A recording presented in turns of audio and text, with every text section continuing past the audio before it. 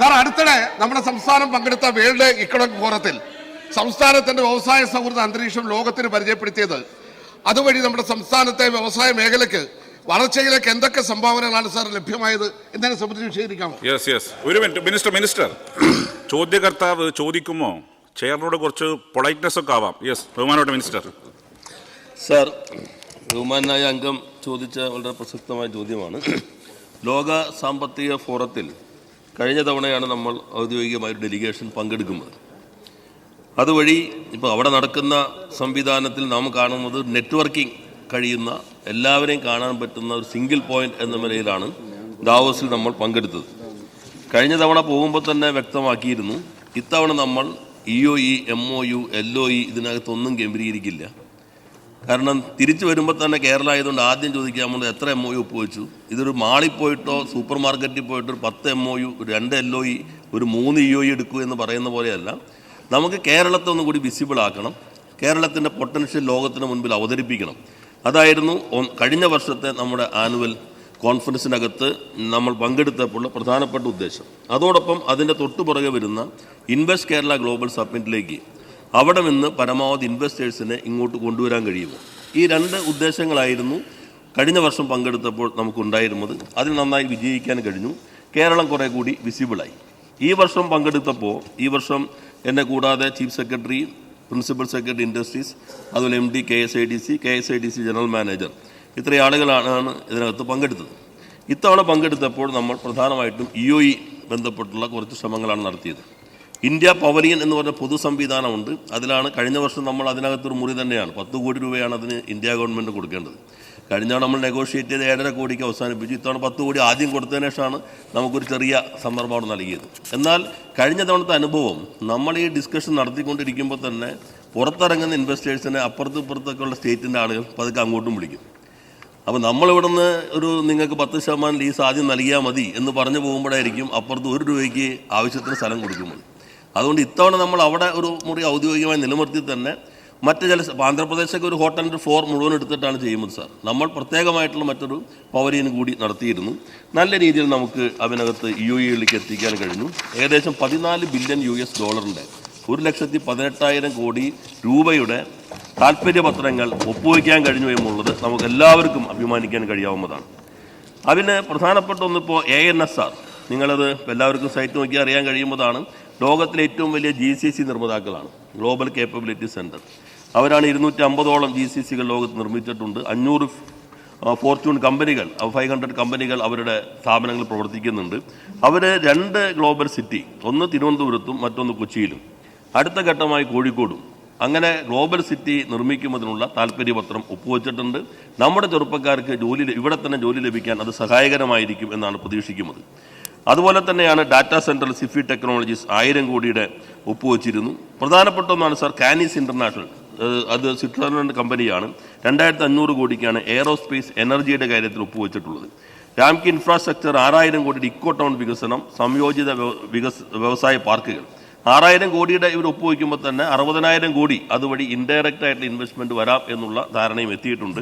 Rhesus റിനയബിലിറ്റി 1000 കോടി, അങ്ങനെ എല്ലാ സ്ഥാപനങ്ങളുടെയും മീഡിയ വഴി കൊടുത്തിട്ടുണ്ട്. 3 ദിവസം 19 വൈകിട്ടാണ് ഞങ്ങൾ അവിടെ എത്തിയത്. 22 വൈകിട്ട് ഞാനും അഡീഷണൽ ചീഫ് സെക്രട്ടറിയും തിരിച്ചു പോന്നു. ഞങ്ങൾ 3 ദിവസം കൊണ്ട് 67 കമ്പനികളുമായിട്ട് ചർച്ച നടത്തി.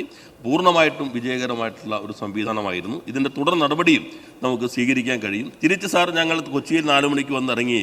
അന്ന് തന്നെ 10 മണിക്ക് ലോകത്തിലെ പ്രധാനപ്പെട്ട 42 മെഡിക്കൽ ഡിവൈസ് മാനുഫാക്ചറിംഗ് കമ്പനികളുമായിട്ടുള്ള ചർച്ച അഗാപ്പയുടെ 30ാം വാർഷികത്തിൻ്റെ ഭാഗമായി നടന്ന പരിപാടിയോട് ചേർന്ന് നടത്തുകയുണ്ടായി. അപ്പോൾ 22 കമ്പനികൾ, ലോകത്തിലെ 2ാമത്തെ ഏറ്റവും വലിയ medical device company American company ഉൾപ്പെടെ, ജപ്പാനിലെ 1ാമത്തെയും 2ാമത്തെയും കമ്പനികൾ ഉൾപ്പെടെ അവരും കേരളത്തിൽ ഇതിൻ്റെ ഭാഗമല്ല, ഇതിൻ്റെ തുടർച്ചയിൽ നിക്ഷേപ താല്പര്യം പ്രകടിപ്പിച്ചിട്ടുണ്ട് എന്ന കാര്യം കൂടി ഞാൻ ഈ സഭയുടെ ശ്രദ്ധയിൽപ്പെടുത്തുകയാണ്.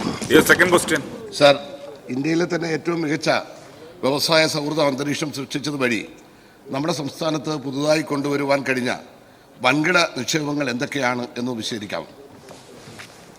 സാർ, ഞാൻ നേരത്തെ സൂചിപ്പിച്ചു, നമ്മുടെ കേരളത്തിൻ്റെ പൊതുവായ ചിത്രത്തിൽ നല്ല മാറ്റം നമുക്ക് ഉണ്ടാക്കാൻ കഴിഞ്ഞിട്ടുണ്ട്. ഇൻവെസ്റ്റ് കേരള ഗ്ലോബൽ സമ്മിറ്റ് അതിൻ്റെ നല്ല പ്രതിഫലനമായിരുന്നു. നേരത്തെ നമ്മൾ 28ാം സ്ഥാനത്തായിരുന്നു നമ്മുടെ ഈസ് ഓഫ് ഡൂയിങ് ബിസിനസ്. 28 എത്തുമ്പോഴും യഥാർത്ഥത്തിൽ നമ്മളൊരു 15-നുള്ളിൽ എത്തേണ്ടതായിരുന്നു. എന്തുകൊണ്ട് നമ്മൾ 28ലേക്ക് എത്തി എന്ന പരിശോധന നടത്തിയിട്ട് നമ്മൾ യൂണിയൻ ഗവൺമെൻറ്റിന് അന്ന് തന്നെ ഒരു കത്ത് അയച്ചിരുന്നു. ഈ ഈസ് ഓഫ് ഡൂയിങ് ബിസിനസ് അല്ലെങ്കിൽ ബിസിനസ് റിഫോംസ് ആക്ഷൻ പ്ലാൻ 100% ഫീഡ്ബാക്കിനെ അടിസ്ഥാനപ്പെടുത്തിയിട്ടാണ് റാങ്കിങ് നിശ്ചയിക്കുന്നത്. നമ്മൾ 90% റിഫോംസ് നടപ്പിലാക്കിയാൽ നിങ്ങൾ എലിജിബിൾ ആയിരിക്കും. പക്ഷേ റാങ്കിങ് ഫീഡ്ബാക്കിനെ അടിസ്ഥാനപ്പെടുത്തിയിട്ടാണ്. ആ 100% ഒഴിവാക്കണം എന്ന് നമ്മൾ ആവശ്യപ്പെട്ടെങ്കിലും അത് പൊതുവെ അംഗീകരിക്കപ്പെട്ടിരുന്നില്ല. ആ 100% ഫീഡ്ബാക്ക് വെച്ചിട്ടാണ് 2022 റാങ്കിങ്ങിൽ നമുക്ക് ഇന്ത്യയിൽ തന്നെ 1ാം സ്ഥാനത്തേക്ക് എത്താൻ കഴിഞ്ഞു. അത് പല സംശയങ്ങളും പലരും പ്രകടിപ്പിച്ചെങ്കിൽ ഇപ്പോൾ ആ സംശയം എല്ലാം മാറിക്കഴിഞ്ഞു. ബിസിനസ് റിഫോംസ് ആക്ഷൻ പ്ലാൻ 2015 മുതൽ അതേ പ്ലാൻ തന്നെയാണ്. അതിനകത്ത് നമുക്ക് 1ാമത് എത്താൻ കഴിഞ്ഞു എന്നത് അഭിമാനകരമാണ്. എന്നാൽ അതിനേക്കാൾ അഭിമാനകരം ഈ ഒടുവിലത്തെ റാങ്കിങ്ങിൽ തുടർച്ചയായി ഇന്ത്യയിലെ ഏറ്റവും മികച്ച സംസ്ഥാനമായി കേരളത്തിന് മാറാൻ കഴിഞ്ഞു എന്നത് ഓരോ മലയാളിക്കും അഭിമാനിക്കാം. സാർ, അതിൻ്റെ ഭാഗമായി തന്നെ ഇപ്പോൾ ഇൻവെസ്റ്റേഴ്സ് ഇങ്ങോട്ട് വരുന്നു. ഇപ്പോൾ ഇന്നലെ തന്നെ മട്ടന്നൂർ നമ്മുടെ 500 ഏക്കറിൽ ഒരു വലിയ സംവിധാനം തുടങ്ങുമ്പോഴുള്ള ചർച്ചകൾ ഇന്നലെ വലിയ ഇൻവെസ്റ്റേഴ്സ് നമ്മുടെ ഇതിനകത്തേക്ക് വരികയുണ്ടായി. ഡീറ്റെയിൽസിലേക്ക് ഞാനിപ്പോൾ പോകുന്നില്ല. നമ്മുടെ ഒരു പ്രശ്നം എന്ന് വെച്ചാൽ ഇപ്പോൾ മറ്റെല്ലാ രാജ്യങ്ങളും ഒപ്പുവെച്ച EOE, ഇപ്പോൾ വെഫിൽ പോയി ഒപ്പുവെച്ചല്ലോ EOE, അവരാരും പ്രസിദ്ധപ്പെടുത്തില്ല ആരൊക്കെയാണ്, പ്രധാനപ്പെട്ട മേഖലകളൊക്കെ പറയുള്ളൂ.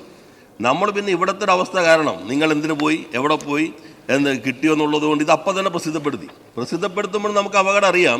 ഇങ്ങനെ നമ്മൾ പ്രസിദ്ധപ്പെടുത്തുന്ന ആളുകളെ വളരെ കോമ്പറ്റീഷൻ ആണല്ലോ, മറ്റ് സംസ്ഥാനങ്ങൾ സമീപിക്കും, നിങ്ങൾക്ക് ഇവിടെ തുടങ്ങിക്കൂടെ, എന്തിനാണ് അങ്ങോട്ട് പോവുക. ഇപ്പോൾ ഇവിടെ തുടങ്ങാൻ നിശ്ചയിച്ച ആളുകളെ തന്നെ ചിലർ പോയിട്ട് ഉപദേശിക്കുന്ന കാര്യം നമ്മുടെ ചില സുഹൃത്തുക്കളായ MLA തന്നെ സൂചിപ്പിക്കുകയുണ്ടായി. അപ്പോൾ ഇതിൻ്റെ എല്ലാം ഭാഗം മറികടന്നുകൊണ്ട് നമുക്ക് മുന്നേറാൻ കഴിഞ്ഞു. നമുക്ക് പ്രധാനപ്പെട്ട കമ്പനി ഇപ്പോൾ കെയ്ൻസ് ടെക്നോളജീസ് എന്ന് പറയുന്ന ഇലക്ട്രോണിക്സ് രംഗത്തെ ലോകപ്രശസ്തമായ കമ്പനികളിലൊന്നാണ്. അവരാണ് 3600 കോടിയുടെ സെമി കണ്ടക്ടർ പ്ലാന്റ് ഇപ്പോൾ ഗുജറാത്തിൽ പൂർത്തീകരിക്കുന്നത്. അവർ 600 കോടിയുടെ ഫ്ലെക്സിബിൾ PCB പ്ലാന്റ് പെരുമ്പാവൂരാണ് ആരംഭിക്കാനായിട്ട് പോകുന്നത്. ഫെബ്രുവരി മാസത്തിൽ അത് കല്ലിടാനുള്ള തീരുമാനമായി കഴിഞ്ഞിട്ടുണ്ട്. അദാനി ലോജിസ്റ്റിക്കിൻ്റെ 70 ഏക്കറിലുള്ള 600 കോടിയുടെ അതിന് കല്ലിട്ടു. നിർമ്മാണം അതിവേഗത്തിൽ നടക്കുകയാണ്. ഞാൻ കഴിഞ്ഞ ദിവസം സന്ദർശിച്ചിരുന്നു. ആദ്യത്തെ ഭാഗം പൂർത്തീകരിച്ചു. അവിഗ്ന അതിൻ്റെ പൂർത്തീകരണം കഴിഞ്ഞു. NDR സ്പേസിൻ്റെ കഴിഞ്ഞു. ആർക്ക് ഗ്ലോബൽ പൂർത്തീകരണം കഴിഞ്ഞിട്ടുണ്ട്. അക്സെഞ്ചർ അവർ തുടങ്ങി. HCL ടെക്നോളജി തിരുവനന്തപുരത്തും കൊച്ചിയിലും ഇപ്പോൾ അവരുടെ കൊച്ചിയിൽ ആദ്യം തുടങ്ങി, ഇപ്പോൾ തിരുവനന്തപുരത്തും അവരുടെ പ്രവർത്തനം ആരംഭിച്ചു. ഭാരത് ബയോടെക് കോവാക്സിൻ ഉണ്ടാക്കുന്ന ഏറ്റവും പ്രധാനപ്പെട്ട ലോകത്തിലെ കമ്പനിയാണ്. അവരുടെ പുതിയ സംവിധാനം ബഹുമാനായ MLA റോജി M. ജോണും അതിൽ പങ്കെടുത്തിരുന്നു. അങ്കമാലിയിൽ അവരുടെ ശിലാസ്ഥാപനം നിർവഹിച്ചു. ഞങ്ങൾ ആ ശിലാസ്ഥാപനം നിർവഹിച്ച ഘട്ടത്തിൽ ഞാനും ബഹുമാനായ MLA റോജി ജോണും ഇരിക്കുന്ന ആ വേദിയിൽ വെച്ച് തന്നെ ഈ പത്മഭൂഷൺ ശ്രീ കൃഷ്ണ ഇള അദ്ദേഹം ഒരു കാര്യം പറഞ്ഞു. ഞാൻ ഇവിടേക്ക് തുടങ്ങാൻ വളരെ വേഗത്തിൽ ഈ കാര്യങ്ങളെല്ലാം നടന്നു കിട്ടി. 7 ദിവസം കൊണ്ട് എല്ലാ അനുമതിയും കിട്ടി. പക്ഷെ ഞാനിവിടെ തുടങ്ങാൻ പോകുന്നു എന്നറിഞ്ഞപ്പോൾ ഹൈദരാബാദിലും ദുബായിലും ചെന്ന് ചില മലയാളികൾ അയ്യോ എന്തിനാ ഈ അപകടത്തിലേക്ക് എടുത്ത് ചാടുന്നേ എന്ന് എന്നോട് പറഞ്ഞ കാര്യം അദ്ദേഹം തന്നെ അവിടെ സൂചിപ്പിക്കുകയുണ്ടായി. എന്തായാലും അവർ നിർമ്മാണം പ്രവർത്തനം ആരംഭിക്കുകയാണ്. വേൾഡ് ട്രേഡ് സെൻറ്റർ കോഴിക്കോടും ഇപ്പോൾ അവൻ്റെ കരാർ ഒപ്പുവെച്ചിട്ടുണ്ട്. TCS ഇന്നോവേഷൻ പാർക്ക് അവരുടെ 37 ഏക്കറോട് കല്ലിടാൻ പോവുകയാണ്. കോങ്സോബർഗ് അവർ ഷിപ്പ് ബിൽഡിംഗ് കമ്പനിയാണ്, അവരുടെ പ്രവർത്തനം ആരംഭിച്ചിട്ടുണ്ട്. പനറ്റോണി ലോകത്തിലെ ഏറ്റവും പ്രശസ്തമായിട്ടുള്ള ലോജിസ്റ്റിക് കമ്പനിയാണ്. അവർ 30 ഏക്കറിൽ 25 ഏക്കറിൽ അവരുടെ പ്രവർത്തനങ്ങൾ MOU ഒപ്പുവെച്ച് കഴിഞ്ഞു. അഡസ്കോ ഗ്രൂപ്പ് ജർമ്മൻ കമ്പനിയാണ്, അവർ പ്രവർത്തനം തുടങ്ങുന്നു. BT പെറിയൻ UK കമ്പനിയാണ്, അവർ 2 ക്യാമ്പസുകൾ ഇതിനകം തന്നെ ആരംഭിച്ചു കഴിഞ്ഞു. കാസ്പിയൻ ടെക്നോളജീസ് അമേരിക്കൻ കമ്പനിയാണ്, അവർ പ്രവർത്തനം ആരംഭിച്ചു കഴിഞ്ഞു. D-Space ജർമ്മൻ കമ്പനിയാണ്, അവർ തിരുവനന്തപുരത്ത് അവരുടെ പ്രവർത്തനങ്ങൾ ആരംഭിച്ചു. ഫിജുനുബറോ അത് ജപ്പാൻ കമ്പനിയാണ്, അഗാപ്പയുമായി ചേർന്നുള്ള ജോയിന്റ് വെഞ്ചർ മുഖ്യമന്ത്രി തന്നെ കാക്കനാട് കല്ലിടുകയുണ്ടായി. ഗ്രാൻഡ് ടോർമറ്റൻ USA കമ്പനിയാണ്. GR&F Affinity അമേരിക്കൻ കമ്പനിയാണ്. ഹണിവെൽ അമേരിക്കൻ കമ്പനിയാണ്. IBM അവർ 100 പേരെന്ന് പറഞ്ഞു കൊടുത്ത് 3000 പേരെ ഇപ്പോൾ റിക്രൂട്ട് ചെയ്ത് അവിടെ ജോലി ചെയ്യുന്ന സ്ഥാപനമായി ആ ക്യാമ്പസ് വികസിപ്പിച്ചു കഴിഞ്ഞു. മെഡിറ്ററേനിയൻ ഷിപ്പിംഗ് കമ്പനി സ്വിറ്റ്സർലൻഡ് കമ്പനിയാണ്, അവരുടെ ക്യാമ്പസ് തുടങ്ങി. നോവെയിൻസ് USA കമ്പനിയാണ്. അതുപോലെ തന്നെ സ്റ്റാഡ ഗ്ലോബൽ അമേരിക്കൻ കമ്പനിയാണ്, അവരുടെ വലിയ ക്യാമ്പസ് പ്രവർത്തനം ആരംഭിച്ചു കഴിഞ്ഞു. TNP ഫ്രാൻസ് കമ്പനിയാണ്, അവരുടെ പ്രവർത്തനം തുടങ്ങി. ട്രസ്ന ടെക്നോളജീസ് ഐറൻ കമ്പനിയാണ്, അവർ പ്രവർത്തനം തുടങ്ങിയിട്ടുണ്ട്. വെൻഷർ അമേരിക്കൻ കമ്പനിയാണ്. ഇങ്ങനെ പ്രധാനപ്പെട്ട കമ്പനികളുടെ എല്ലാം പ്രവർത്തനം തുടങ്ങുന്ന ഒരു നാടായി കേരളം മാറി എന്നുള്ളതിൽ എല്ലാ മലയാളികൾക്കും അഭിമാനിക്കാം.